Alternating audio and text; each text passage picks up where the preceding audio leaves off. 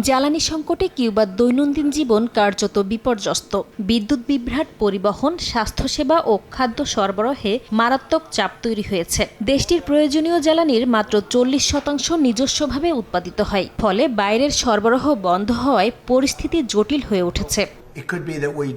মার্কিন president Donald Trump প্রশাসন কিউবার উপর চাপ বাড়িয়ে তেল অবরোধ জোরদার করেছে। ভেনেজুয়েলার নেতা নিকোলাস মাদুরো ক্ষমতাচ্যুত হওয়ার পর কিউবার তেল সরবরাহ বন্ধ হয়ে যায়। এরপর ওয়াশিংটন কিউবাকে তেল বিক্রি করা দেশগুলোর উপর শুল্ক আরোপের হুমকি দেয়। দেশটিকে জাতীয় নিরাপত্তার জন্য অস্বাভাবিক হুমকি আখ্যা দিয়ে সামরিক পদক্ষেপেরও ইঙ্গিত দিতে দেখা যায় ট্রাম্পকে।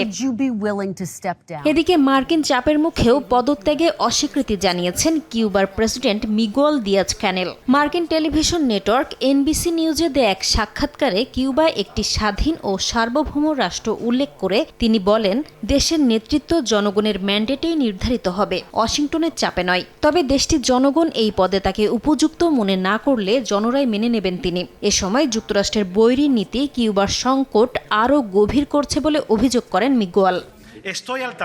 চলমান পরিস্থিতিতে কিউবার পাশে দাঁড়িয়েছে রাশিয়া। বৃহস্পতিবার প্রেসিডেন্ট মিগুয়েলের সঙ্গে বৈঠক করেন রুশ উপপররাষ্ট্রমন্ত্রী সের্গেই র্যাবকভ। হাভানার বর্তমান অবস্থা গভীরভাবে অনুধাবনের পাশাপাশি যে কোনো পরিস্থিতিতে পাশে থাকার আশ্বাস দেন তিনি। এরই মধ্যে 7,30,000 ব্যারেল তেলবাহী একটি রুশ ট্যাঙ্কার হাভানায় পৌঁছেছে। আরও প্রায় 4 কোটি লিটার ডিজেলবাহী আরেকটি জাহাজ কিউবার দিকে যাচ্ছে বলে জানা গেছে। বিশেষজ্ঞরা বলছেন, এই সরবরাহ বিদ্যুৎ উৎপাদন ও পরিবহন খাতে কিছুটা স্বস্তি দিলেও সামগ্রিক সংকট কাটাতে দীর্ঘমেয়াদী সমাধান প্রয়োজন।